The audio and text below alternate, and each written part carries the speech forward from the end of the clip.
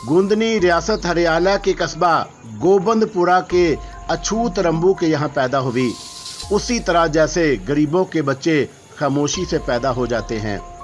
रात गए जब रंबू चर्च के नशे में धुत देवरी में पड़ा था और रसीली के दर्द उठा।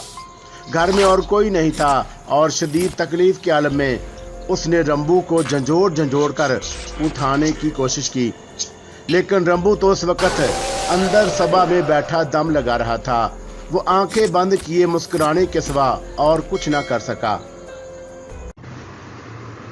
गुरु महाराज का चेहरा एकदम सुर्ख हो रहा था। उनके लंबे लंबे दांत बाहर निकल आए थे, सुर्ख जुबान बाहर बाहर निकल रही थी, होंठों से राहल टपक रही थी, आंखों में शैतान नाच रहा था। फिर उसने अपनी 5 उंगलियां उठाईं और राजकमल के जिस्म पर रख दी। उंगलियों से शुआएं फूटी और राजकमल का लिबास आग उगलने लगा।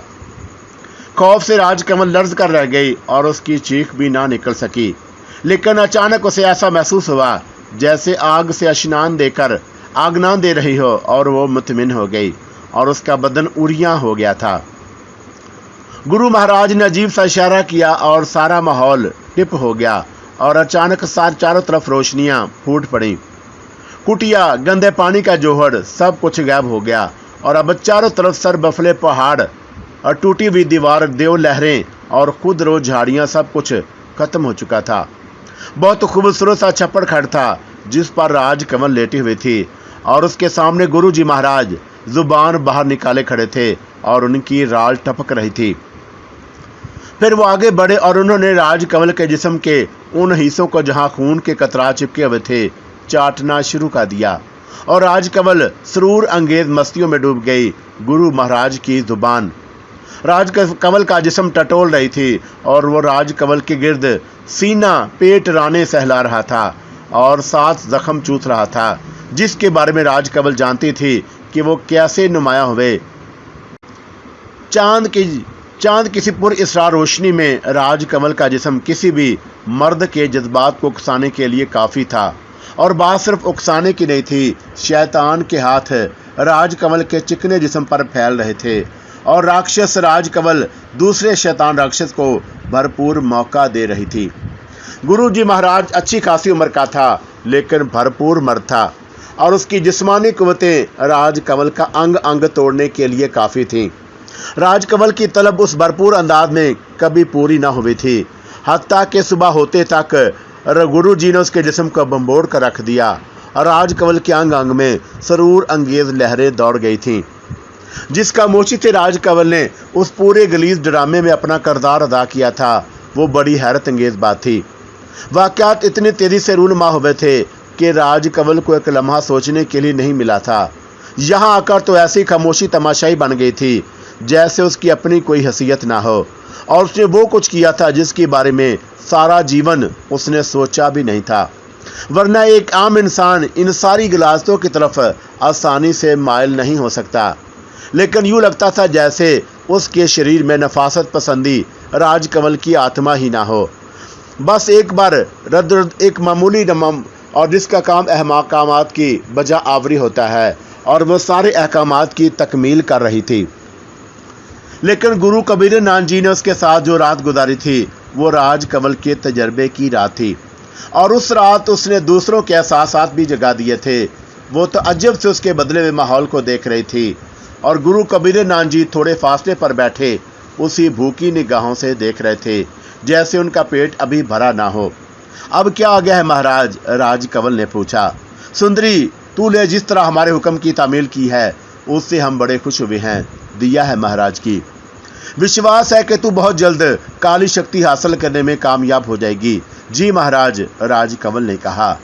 यहाँ ऐसा कोई शुभ मुंह से ना निकालना। काली शक्ति हासिल करने के लिए ज़रूरी है कि सारी अच्छी बातों को भूल जाया कर जाए और मैं ऐसे ही करूँगी महाराज। धन्यवाद। और कल दिन तूने काली कुटिया में गुजारा, लुनेरे मन पर करवोला चढ़ गया होगा, पर आज आराम का दिन है, इसलिए तो आज के दिन इसी कुटिया में गुजार। कुटिया वो कहाँ है महाराज? ओहो, मन की आंखें खोल, देख लेगी महाराज। पीछे होते हुए बोले और राजकमल उसके बदले माहौल को देख चुकी थी। बिला शुबा वो एक खूबसूरत छप्पड़ खाट पे थी, लेकिन कुटिया। उसने गौर किया तो अचानक मंजर बदल गया। बिलाशुबा ये तो एक खूबसूरत कुटिया थी जिसमें सजावट की बेशुमार चीजें मौजूद थीं। उसने एक गहरी सांस ली। यहाँ हैरत का इजहार तो हमाकत थी। सब कुछ हो सकता था और सब कुछ देखने के लिए तैयार रहना चाहिए। अब मैं चलता हूँ, रात को आऊँगा और फिर कल का दिन तुझे ये जाप करना होगा महाराज, राजकमल ने कहा। और महाराज कबीर नानजी कुटिया से बाहर चले गए। राजकमल उस कवि हेकल बूढ़े की पुष्ट देखती रही। जो कुछ भी था, लेकिन मर्दानगी उसमें कूट कूट कर भरी हुई थी। गुजरी हुई रात का तजर्बा राजकमल के लिए बुरा नहीं था। वो आराम से छप्पड़ खाट पर लेट गई और फिर उसके ज़हन में गुजरे हुए वाक़यात गर्दिश करने लगे और उसे अपने पहले दौर का ख्याल आया। और अब वो शायद वो काली शक्ति के असर से निकल चुकी थी और उसका मन डूबने लगा। उसने कैसा दिन गुजारा था, कैसी कैसी गलील चीज़ों से उसका वास्ता पड़ा था, मगर उसने ये सब कुछ बर्दाश्त कैसे कर लिया। उसने ताज्जुब से सोचा, और ये सारी चीज़ें इंसानी बस से बाहर नहीं, लेकिन काला ज्ञानी बनने के लिए सब कुछ बर्दाश्त करना था। और फिर ये अच्छी बात है कि उसे सोचने समझने की कुव्वतें खुद ब खुद ख़त्म हो जाती हैं। सोच कर तो वो ये सब कुछ तब कर सकती थी जो कर चुकी थी। काफ़ी देर तक वसी के बारे में सोचती रही और फिर ना जाने क्यों उसकी आंख लग गई। हालांकि इससे पहले कोई खास नींद नहीं आ रही थी, लेकिन उस कुटिया में उसे गहरी नींद आ गई और ना जाने वो कब तक सोती रही। और फिर किसी के झंझोड़ने पर ही उसकी आंख खुली और उसने चौंक कर देखा। कबीर नानजी का मकरू चेहरा उसके सामने था और उसकी तवील उसने अंगड़ाई ली। कबीर नानजी के चौड़े चकले बदन की लज़्ज़तें और थीं और उसने उन्हें नज़दीक देखकर उसे कोफत नहीं हुई थी। कब तक सोती रहेगी सुंदरी, कबीर नानजी की फटी हुई आवाज़ सुनाई दी। क्या समय हो गया महाराज, रात हो गई अलबेली, और तू जानती है कि रात कितनी हसीन होती है, तेरे सुंदर मुखड़े की तरह, है ना। मैं झूठ तो नहीं बोल रहा, मैं सुंदर हूँ महाराज, राजकमल ने मुस्कुराते हुए कहा। आकाश की अप्सरा की तरह महाराज के मुंह से राल टपक रही थी। सच कह रहे हो, राजकमल ने एक अदा से कहा। तो क्या झूठ बोल रहा हूँ? महाराज हंसते हुए बोले। अब उठ और भोजन कर ले, उसके बाद। हाँ महाराज, किसी पेट भेड़िए की तरह डकारे लेने लगे। उठ रही हो महाराज, राजकमल ने गर्द कहा और फिर उठ गई। और भोजन तो मैं नहीं करूँगी। क्यों? बस सोने की वजह से तबीयत भारी हो गई है। मैं क्या खाऊंगी? तेरी मर्जी, मगर आशनान तो कर ले। आशनान भी तो नहीं, कबीर नानजी ने बोले। आशनान तो करूँगी महाराज, सोने की वजह से ये मन हो गया है, मगर ये रात का समय है, मैं ऐसे में कहाँ नहाऊंगी। अरे वाह, ये कौन सी बात है? गुरु महाराज के होते हुए तुझे इस बात की चिंता क्यों आ पड़ी? मैं तुझे सोने की चलाऊंगा और आज की रात तू जल परी बन जाएगी। तो फिर चलो, राजकमल ने कहा। यहाँ क्या जाबात उसे पसंद थे और उसने यहाँ बहुत कुछ देखा था और उससे खुशी थी कि कुछ अरसे के बाद वह सब कुछ हासिल कर लेगी। उसके बाद ये सब कुछ उसके बस में होगा और उसके बाद पापी रतन सिंह से ऐसा बदला लूंगी कि पापी जीवन भर याद करेगा। और जे तिलक तुझे तो कुत्ते की तरह सड़कों पर भौंकने पर मजबूर ना कर दूं तो राजकमल नाम नहीं। ओ सुंदरी, क्या सोच रही है? कबीर नानजी ने उसे टोका। कुछ नहीं महाराज, राजकमल ने मुज़म्मन सी आवाज़ में कहा। मैं समझ गया। क्या समझ गए महाराज? राजकमल ने कबीर नानजी की शक्ल देखी। वो जानती थी कि कबीर नानजी बड़ी शक्ति के मालिक हैं और अगर वो उनके मन की बात जान जाए तो कोई बात नहीं। तू रात के बारे में सोच रही है? रात के बारे में? राजकमल ताज्जुब से बोली।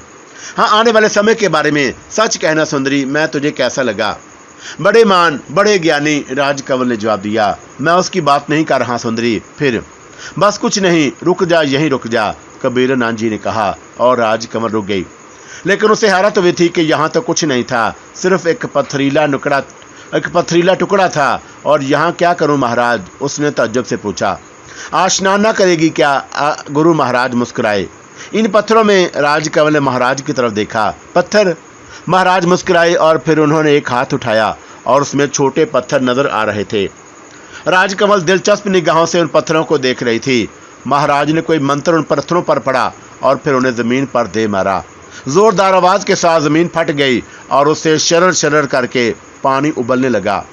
फिर एक शफाफ पानी का गड़ा नुमाया हो गया। महाराज ने उस पर बस नहीं की और दूसरे लम्हे उन्होंने पानी में कोई चीज़ डाल दी और पानी में हलचल मच गई। अचानक पानी का रंग बदलने लगा और उसमें चमकदार लहरें बुलंद हो रही थी और फिर देखते ही देखते सुनहरे रंग का पानी पूरी चश्मे में भर गया। राजकमल पुरशौक निगाहें चश्मे का जायजा ले रही थी। महाराज ने उसकी तरफ देखा और फिर दांत निकालते हुए बोले, ये सोने की झील तेरे लिए, जा इसमें उतर जा, सोने की बन जाएगी। मैं सोने की बन जाऊंगी महाराज? राजकमल ने दिलचस्पी से पूछा। हाँ, सोने समा, बिल्कुल सोने समा। तो फिर मैं मर ना जाऊंगी? मेरे होते हुए तू कैसे मरेगी सुंदरी? जा जा जल में उतर जा, महाराज ने कहा। और राजकमल ने मुस्कुराते हुए उनकी तरफ देखा। महाराज के इसरार का मकसद अब उसकी समझ में आया था। बहरहाल वो उन्हें मायूस करना नहीं चाहती थी। उस जैसी औरत के लिए अब शर्मो हया कोई हैसियत नहीं रखती थी। चुनाचा उसने इत्मीनान से कपड़े उतारे और सोने की झील में उतर गई। कबीर नान जी महाराज झील के किनारे आ खड़े हुए थे। राजकमल को भला इस बात की क्या परवाह हो सकती थी, और वो सोने के पानी में उतर गई और ठंडे पानी में नहाने लगी। बड़ी फरत महसूस हो रही थी। उस सोने के पानी में नहाने से किनारे पर महाराज उस सोने की मछली को पुरहवस निगाह से देख रहे थे। लेकिन राजकमल को इस बात की क्या परवाह थी? भला महाराज की निगाहें उसे बुरी क्यों लगती? और वैसे भी वो उसके लिए इतने नापसंदीदा नहीं थे। और उसकी तो अपनी भी एक शख्सियत थी और उसकी अपनी भी एक पसंद थी। और अब तो वो मर्दों के मामले में इस कदर पुख्ता हो गई थी कि उसे मखसूस ही किस्म के मर्द पसंद आते थे, जिनमें महाराज कबीर नान जी भी थे, गो कि वो उम्र में बड़े थे। लेकिन बहर सूरत दूसरी शक्ल में वो उसके लिए मुकम्मल इंसान थे। लेकिन राजकमल को उस वक़्त महाराज की परवाह नहीं थी। वो तो सुनहरे पानी में बार बार गोते लगा रही थी और उसने एक दो बार गहरे पानी के सिता से बाहर आकर खुद को देखा और उसके पूरे जिस्म पर सुनहरी रंगत चढ़ी जा रही थी, जो बेइंतहा अच्छी लग रही थी। काफ़ी देर तक वो पानी में नहाती रही और फिर जब उसका दिल भर गया तो वो बाहर निकल आ गई। लेकिन उसे देखकर बेहद हैरत और हसरत हुई थी कि उसका पूरा जिस्म सोने का बन गया था और उसके सुनहरे रंग के हो गए। उसके हर जिस्म के तमाम अज़ा सुनहरे रंग के हो गए थे। हाथ पांव सब सुनहरी थे और उन सब से अजीब सी रोशनी फूट रही थी। बहरहाल कबीर नान जी ने उसे अजीब से अंदाज में देखा और उनके मुंह से राज टपक पड़ी। राजकमल अपने कपड़ों की तरफ बढ़ी। महाराज कबीर नान जी उसकी तरफ रुख किए हुए उसे घूरते रहे, बस कुछ इस तरह जैसे उसे अभी बम्बोर डालेंगे। राजकमल को बढ़ता देखकर वो बोले, सुंदरी। वो अजीब लहजे में बोले, क्या बात है महाराज? राजकमल ने अजीब सी निगाह से उन्हें देखते हुए कहा, सुंदरी, मेरा मन चाहता है कि तू ऐसे ही रहे। ओहो, क्या मतलब महाराज? बस जब चंद्रमा नागी सुनहरी सुनहरी चांदनी तेरे बदन पर पड़े, भगवान की सौगंध, इसे पूरे माहौल में आग लग जाएगी। मैं चाहता हूं कि तुझे चंद्रमा की रोशनी में देखूं। जो आ गया महाराज। बहरहाल आप मेरे गुरु हैं और इस समय मैं गुरु नहीं हूं सुंदरी, इस समय तो मैं सिर्फ तेरा प्रेमी हूं। प्रेमी? राजकमल ने आहिस्ता से कहा और अपने सीने से उबलता हुआ बेसाख्ता किस्म का कहकर रोका। लेकिन ये कोई हंसने की बात नहीं थी। आमतौर पर उसे बूढ़े आशिक मिलते थे और किसी हसीन लड़की के सामने हर शख्स अपनी उम्र भूल जाता हूँ। राजकमल ने महाराज की आज्ञा का पालन किया और महाराज ने उसके कपड़े एक तरफ उछाल दिए। कपड़े जमीन पर नहीं गिरे थे बल्कि हवा में तहलील हो गए थे। राजकमल को हल्की सी शर्म का एहसास हुआ, लेकिन उसने इस सिलसिले में ज्यादा परवाह नहीं की। वो महाराज के कहने के मुताबिक उस खूबसूरत माहौल में उनके साथ चहलकदमी करती रही।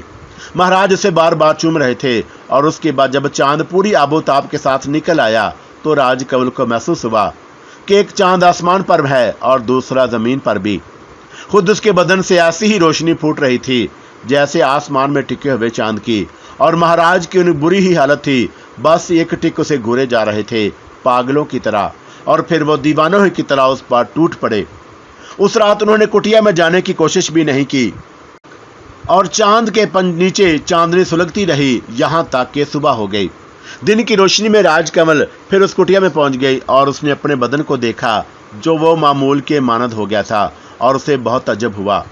न जाने ये कैसा पानी था और थोड़ी देर तक अपना रंग चढ़ाए रहा और फिर बहर सूरत ये सब कुछ उसके दाएं हाथ की बात होगी और उसने फैसला कर लिया कि जब वो महान ज्ञान हासिल कर लेगी तो अपने बदन को इस रंग में रंगेगी, और उसे सुनहरी रंग बेहद पसंद था। न जाने उसके मन में क्या क्या आशाएं थी, न जाने वो कितनी जिंदगी थी, और मौत का तो उसके ज़हन में कोई तसव्वुर नहीं था, और वो पूरी जिंदगी अजीबो गरीब हालात में गुजारने का शौक रखती थी। आज फिर उसे जाप करना था, लेकिन गुजरे हुए वाक़यात उसके ज़हन पर कुछ ऐसे हावी हुए कि उसे जाप से खौफ महसूस होने लगा। न जाने उसे क्या करना पड़े और उसे वह सारी घिनौनी चीज़ें याद आईं जो उसने अब तक की थीं। हे भगवान, तो फिर आज भी ऐसा ही करना होगा, उसने सोचा। ना जाने क्यों उसका मन उबने लगा। बहर सूरज महाराज चलते समय उसे हदायत कर गए थे कि वो सूरज निकलने के बाद डूबे समय उसके पास पहुंच जाए और वो कुछ नए जाप बताएंगे। और आज कंवल इंतज़ार करती रही। फिर जब सूरज बुलंद हो गया तो वह महाराज की कटिया में पहुंच गई और ये वही इलाका था जो उसने पहली बार देखा था। बड़ी खूबसूरत कुटिया थी और जिसमें उसका कयाम था। ना वो खूबसूरत थी और कोई ऐसी चीज़ भी ना थी, ना ही सुनहरी हाउस था। तमाम चीज़ें ज़ाया हो चुकी थी, गोया सब जादू की चीज़ें थी। सूरज हर जादू को ख़त्म कर देता है। महाराज अपनी कुटिया में मौजूद थे और सिंहासन पर बैठे कोई जाप कर रहे थे। आंखें बंद थीं और राजकमल के कदमों की आहट पर उन्होंने आंखें खोलीं और उनकी आंखें अंगारा हो रही थीं। उनके चेहरे पर वो तासरात भी नहीं थे जो रात के वक़्त थे। बैठ जा, वो भारी आवाज़ में बोले और राजकमल एक कोने में बैठ गई। कबीर गुरु नानक जी ने फिर आंखें बंद कर लीं। फिर वो आंखें बंद किए कुछ बदबदाते रहे। फिर उन्होंने छत की तरफ रुख किया और चारों तरफ फूंका और फिर राजकमल की तरफ करके बोले, मैं तुझे एक नया जा बताता हूँ। उस जोहर के किनारे जा बैठ जा। ओहो, जो आ गया महाराज। परंत क्या? महाराज ने उसे घूरा। महाराज, बस मुझे वो अच्छा नहीं लगा था। वो पागल, बेवकूफ़, अच्छा नहीं लगा था। अरे क्यों नहीं, जा लगा था। काला जादू सीखने के लिए ये सब करना होता है और उसका मन से निकाल दे कि अच्छा क्या है, बुरा क्या। बात जो कुछ कह रहा हूँ वही कर और इसी में तेरी भलाई है। हम जानते हैं कि कितने कष्ट भोगने पड़ते हैं ये काला जादू सीखने में। महाराज गुस्से से बोले, जो आ गया महाराज, मैं माफ़ी चाहती हूँ। और महाराज का इस वक्त रवैया बदला हुआ था और रात को वो जो कुछ नज़र आ रहे थे इस वक्त वो उससे बिल्कुल मुख्तलिफ थे। शायद उसकी वजह यह थी कि रात में उनकी शख्सियत बदल जाती थी, क्योंकि रात को राजकमल की शख्सियत उन पर हावी होती थी और इस वक्त वो सारे संसार पर हावी थे। चुनाचा राजकमल ने खामोशी से महाराज कबीर नानक जी से जाप सीखा और फिर उनके कहने के मुताबिक उस जोहर के किनारे जाकर बैठ गई। जोहर के पानी से तफन की शदीद बू आ रही थी। काला पानी देखने में ही बड़ा बदबूदार महसूस हो रहा था और उसे देखकर उबकाई आती थी। मगर उसके किनारे बैठकर राजकमल ने जब दोबारा अपना जाप दोहराया तो अचानक उसके मन से ये सारे ख्यालात निकल गए और उसे बिल्कुल एहसास ना रहा कि वो किस गंदगी में बैठी है। एक खामोश, एक संसान सी कैफियत उसके मन पर तारी थी और उसकी निगाहें तालाब पर जमी हुई थी और वह मंत्र का जाप कर रही थी। काफ़ी देर गुजर गई तो तालाब के पानी में उबाल पैदा हुआ और उसकी जानी पहचानी शक्ल बाहर निकल आई। बेहद खौफनाक किस्म की जुबान बाहर निकाले हुए और उसके मबीनो मकरू आवाज़ उभरी। ओहो शकिया मनी, खौफनाक शक्ल ने खौफनाक अंदाज में दांत निकालते हुए कहा, क्या तू मुझसे बात नहीं करेगी देवी? लेकिन राजकमल खामोश रही। महाराज ने उसे बता दिया था कि 40 जाप करने से पहले बोलना मना है। अरे बोल भी दे देवी, ऐसी भी क्या बात है? भयानक शक्ल ने फिर कहा। लेकिन राजकमल खामोश रही। अलबत्ता उसका 40वां जाप पूरा हो रहा था और जब उसने 40वां जाप दोहराया तो वह शक्ल जोहर में दाखिल हो गई। राजकमल गहरी सांस लेकर बोली, मेरा जाप खराब करने आए थे तुम? उसने मुस्कुराकर कहा, नहीं देवी, ऐसी कोई बात नहीं। उसे अपने अकब से आवाज़ सुनाई दी। एक अजीबोगरीब शक्ल शायद जोहर से बाहर निकल आई थी और उसके बदन से बदबूदार पानी टपक रहा था। उसकी जुबान बाहर निकली हुई थी, लंबे लंबे हाथ जमीन पर झूल रहे थे। राजकमल उसे देखकर कोई खास वहशत नहीं हुई और वो बोली। फिर उसने आहिस्ता से पूछा, कौन है रे तू? बरगना, उस शक्ल ने जवाब दिया। क्यों आया है? बस देवी, ऐसे ही तेरे पास चला आया था। तेरा आज का जाप तो पूरा हो गया। पूरा हो गया? राजकमल ने ताज्जुब से पूछा। हाँ। नहीं, तू मुझे बहकाने आया है। राजकमल ने गुस्से से घूरा। नहीं देवी, ऐसी कोई बात नहीं। आपका आज का जाप पूरा नहीं हुआ है बरगना, तू मुझे बहका रहा है। ओहो, तेरी याददाश्त बहुत तेज है देवी। वो आहिस्ता आहिस्ता थके से अंदाज में जोहर में दाखिल हो गया और फिर उसके बाद वही सब कुछ जो पहली बार हो चुका था। राजकमल उन सारी चीज़ों को तमाशाई के सीए से देख रही थी और ज्ञान हासिल करने के लिए वो हर काम करने को तैयार थी। बिल आखिर पूरा दिन गुजर गया और इस तकलीफ से अजीब सी कैफियत तारी हो गई। जब ख़त्म हुआ था महाराज उसके पास पहुंच गए और उन्होंने हस्बे मामूल राजकमल के कंधों पर हाथ रखा, उसे उठाया और वापस कुटिया में ले गए। अब रोज़ाना यही होता और एक दिन उसे जाप करना होता और दूसरा दिन छुट्टी का दिन होता। पहला दिन जिस गंदगी और गलाजत में गुजरता, दूसरा दिन उससे मुख्तलिफ खूबसूरत जगह गुजरता, और ये सब कुछ ज्ञान का दिन था। बिल आखिर तकरीबन 15-20 दिन हो गए तो फिर एक दिन राजकमल ने महाराज से पूछा। महाराज इस वक्त उसके चरणों में बैठे थे। राजकमल का जिस्म सोने के पानी में नहाने के बाद उस वक्त सुनहरा था। एक बात बताएं कबीर नानजी। पूर्ण सुंदरी, और हाँ सुन, तू हमें कबीर नानजी क्यों कहती है? तू हमें उन नादक नाटहाटों से कबीरे कहा कर, कबीरे।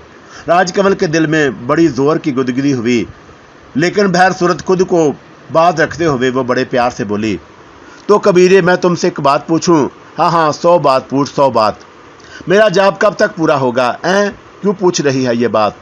बस महाराज मैं चाहती हूँ कि जल्द जल्द महान ज्ञानी बन जाऊँ और संसार को फ़ायदा पहुँचाऊँ, लोगों के दिल दर्द दूर करूँ। राजकमल ने कहा। फ़ायदे? महाराज एकदम हंस पड़े। हाँ क्यों? राजकमल हम ज्ञानी हैं, हम जानते हैं कि तू संसार को कितना फ़ायदा पहुँचाना चाहती है, पर हमें इससे क्या? हम तुझे ज्ञान देना चाहते हैं, 100 ज़रूर देंगे। जो तेरा मन चाहे वही सलूक करना, परंतु उसके लिए तो तुझे अभी बहुत कुछ करना होगा। वही मैं जानना चाहती हूँ महाराज। राजकमल बोली। जानना चाहती है? हाँ महाराज। तब फिर देवी कल तुम गुरु घंटाल के पास चली जाओ। गुरु घंटाल? वो कौन है महाराज? दूसरे गुरु। ओहो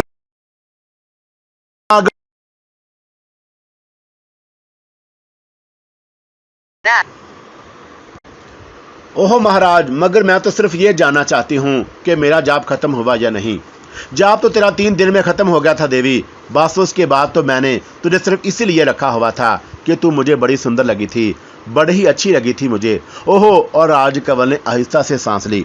उसके दिल में नफरत का एक तूफान उठा था। कम वक्त ने इतने दिन बिला वजह ज़ाया कर दिए थे, जैसे मैं उसकी मोहब्बत में गिरफ्तार होकर यहाँ तक आई थी। सिर्फ इसलिए मैंने तो उसे मुँह लगाया हुआ था। बहर सूरत मुझे उससे कुछ हासिल करना था, लेकिन ये रंगा से यार। ताहम उसने मुंह से कुछ ना कहा।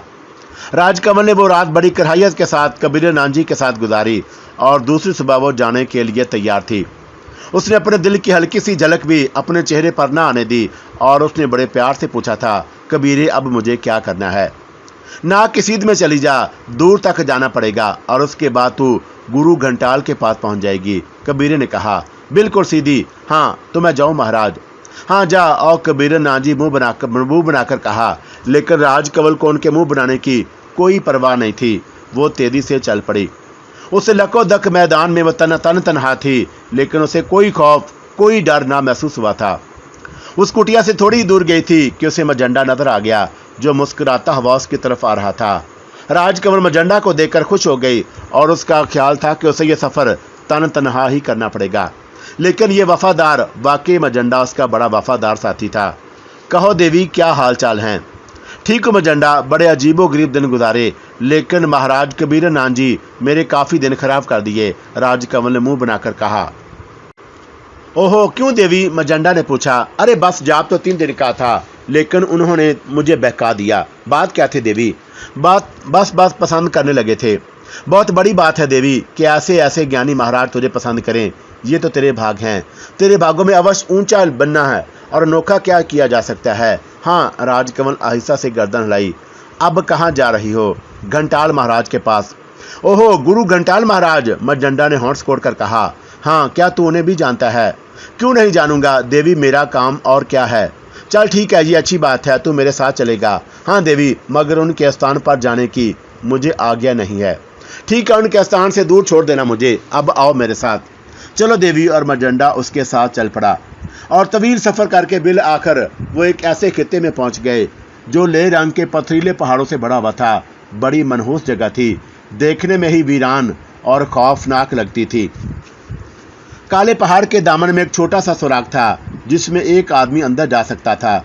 मजंडा से ने दूर से वो सुराख दिखा दिया और गुरु महाराज घंटाल का स्थान है। उसने कहा। ओहो पहुंच गए हम अपनी मंजिल पर। हाँ देवी, मंजिल तो अभी दूर है, गुरु घंटाल के पास पहुंच गए हैं। चलो ठीक है, अब तेरा क्या ख्याल है? मेरा क्या ख्याल होगा देवी, बस मेरा काम तुम्हें यहाँ तक पहुँचाना था, बाकी काम तुम खुद कर लेना। मजंडा तीखे लहजे में बोला। ठीक है रे, राजकमल ने कहा और उस सुराख की तरफ बढ़ गई। उसके दिल में अजीबो गरीब किस्म की कफियात जन्म ले रही थी। कभी उसके दिल में बेजारी सवार होती, लेकिन दूसरे लम्हे वो सोचती कि संसार में जीने के लिए कुव्वत बड़ी चीज़ है और कुव्वत हासिल करने के लिए सब कुछ भुगतना ही पड़ेगा। कितनी ही तकलीफ, कितनी ही परेशानी हो, कुछ भी करना पड़े, लेकिन उसके बाद जब कुव्वत हासिल हो जाएगी तो फिर सारा संसार मेरे चरणों में होगा। और वो सुराख के नज़दीक पहुंच गई। अंदर जाकर देखा तो एक अजीब सी वहशत खेद कैफियत नजर आई। बहुत ही अजीब सा गाढ़ा गाढ़ा कसीफ सा धुआं उठ रहा था। ना जाने गार में आग लग गई थी या ना जाने क्या हुआ था। वो खड़ी होकर सोचने लगी, लेकिन किसी चीज़ के जलने की बदबू तो आ नहीं रही। फिर उसने सोचा कि मुमकिन है ज्ञानी महाराज का कोई ज्ञान हो। अब तो जो कुछ होगा देखा जाएगा। चुनाचा वो सुराग से अंदर दाखिल हो गई।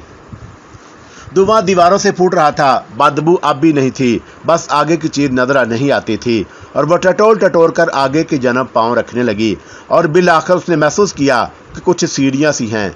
सीढ़ियों के सिरे पर वो रुक गई और फिर उसने फूंक फूंक कर कदम रखने शुरू कर दिए। देखिए, उसने सोचा कि ये सीढ़ियां कहाँ जाती हैं और धुआं पीछे ही रह गया था, लेकिन सीढ़ियों पर गहरी तारीकी थी और उन पर कदम जमाना बेहद मुश्किल काम था। सीढ़ियां गहराई में उतर रही थी। उसे महसूस हुआ जैसे उसे पाताल में आना पड़ रहा है और वह बिल आखिर एक दूसरे सुराख की जानब पहुंच गई, जिसकी दूसरी जानब हल्की सी रोशनी हो रही थी। सुराख के अंदर जाकर देखा तो वह हैरान रह गई। अंदर बड़ा ही खूबसूरत मंदिर था। एक बहुत कुशादा गार जिसमें जगह जगह रंगीन कपड़े लगे हुए थे। सारों सामान से रास्ता गोया इंतहाई हसीन जगह थी। वो गार में दाखिल हो गई। तब उसने अपने दाएं सिमत एक इंसानी ढांचे को खड़ा पाया। ढांचे ने आहिस्ता से उसकी जानब देखा और फिर मिनमिनाती हुई आवाज में बोला, क्यों आई है? किससे मिलने आई हो? गुरु घंटाल महाराज से। क्यों मिलने आई हो? ढांचे ने पूछा। बस उनसे ज्ञान लेने आई हूँ। जाओ, यहाँ कोई ज्ञान नहीं मिलता, भाग जाओ। मुझे कबीर नंद महाराज ने भेजा है, राजकमल ने जवाब दिया। और उसके दिमाग में एक लम्हे को खौफ भर रहा था। भला ढांचे में कहीं बोलने की सकत होती है, लेकिन बहरहाल वो जिन लाइनों पर काम कर रही थी उसमें तो इसे न जाने क्या क्या बर्दाश्त करना था, और इसलिए दूसरे लम्हे उसने अपने ज़हन से खौफ निकाल फेंका। कबीर नानक जी का नाम सुनकर ढांचा खामोश हो गया था और फिर उसने चंद साय सोचते रहने के बाद एक तरफ इशारा किया, जाओ, वहां से अंदर चली जाओ। राजकमल उसके इशारे पर एक तरफ बढ़ गई और यह भी एक दरवाज़ा था। दरवाजे की दूसरी जानब एक बड़ा ही नफीस सी कुटिया थी, और उसे कुटिया ही कहना चाहिए, इसलिए कि वहां पर घास फूस की दीवारें और छत थी। उस कुटिया में महाराज गुरु घंटाल बैठे हुए थे और उनके बदन से सारी हड्डियां झुक रही थीं। एक छोटी सी धोती बांधे हुए बबूत मला हुआ था, गले में घटियां पहने हुए थे और पता नहीं किस किस्म के इंसान थे। घुटा हुआ सर था, बहर सूरत अजीबो गरीब सूरत थी। राजकमल उनके सामने पहुंच गई। गुरु घंटाल आंखें बंद किए बैठे थे और उन्होंने राजकमल की आहट पाकर आंखें खोल दी और अपनी सुर्ख सुर्ख आंखों से उसे घूरते रहे। कबीर ने बुझी है तुझे? और वो आहिस्ता से बोले, जी महाराज। राजकमल हाथ जोड़कर बोली, क्या चाहती है? शक्ति चाहती हूँ महाराज। काली शक्ति लेने आई है। हाँ महाराज, इस संसार में जीने के लिए काली शक्ति की भी जरूरत होती है। संसार ने मेरे ऊपर बड़े जुल्म किए हैं और मैं उनसे बदला लेना चाहती हूँ। महाराज ने अपने मखसूस अंदाज में कहा। फिर बोले, मगर उसके लिए बड़े बड़े कष्ट भोगने होते हैं। मैं तैयार हूँ महाराज। तैयार है? अच्छा ठीक है। हाँ महाराज, तू जा आराम कर, महाराज ने जवाब दिया और राजकमल खामोशी से बाहर निकल आई। जब वो बाहर निकली तो उसने देखा कि वो ढांचा बिल्कुल उसके सामने खड़ा है और वो आहिस्ता से उसके सामने झुक गया। मैं तेरा दास हूँ देवी, तू महारानी की मेहमान है और इसलिए तेरी सेवा करना मेरा काम है। ढांचे ने अपनी मकरू और हसीमबीन आवाज़ में कहा, तुम मेरी सेवा करोगे? हाँ देवी।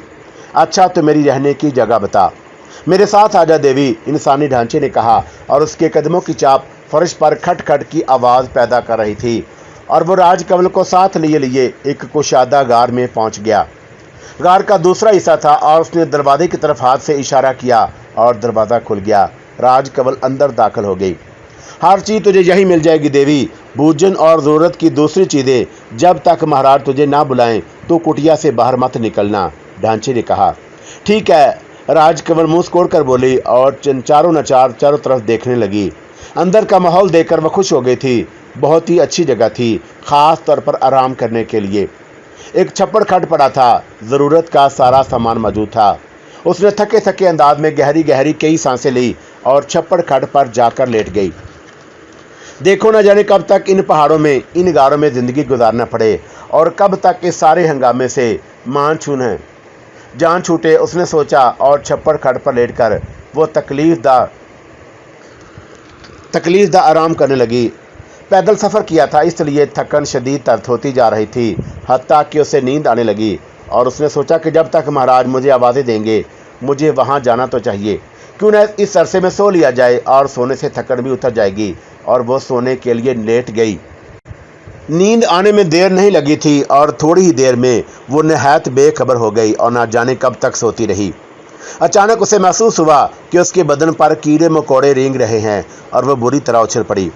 कुटिया में अंधेरा था और वह शदीद दहशत के आलम में खड़ी हो गई। उसने महसूस किया कि उसके सीने पर कोई बड़ा सा मकड़ा रेंग रहा है। दूसरे लम्हे उसने दहशत से चीख मारकर मकड़े को नीचे टपक दिया और तारीकी की वजह से कोई अंदाज़ा नहीं हुआ कि नीचे गिरने वाली क्या चीज़ थी। थोड़ी देर के बाद राजकमल ने महसूस किया कि कुटिया में खुद ब खुद रोशनी होती जा रही है और फिर ये रोशनी इस कदर बढ़ गई कि हर चीज़ साफ नज़र आने लगी। राजकमल ने उस तरफ देखा और हम उस तरफ उसने अपने बदन पर रेंगने वाले कीड़े को फेंका था। और फिर ये देखकर उसकी आंखें हैरत से फैल गई कि वो स्याह रंग की एक खौफनाक मकड़ी थी जो अपने बहुत सारे पाँव फैलाए उसकी तरफ देख रही थी।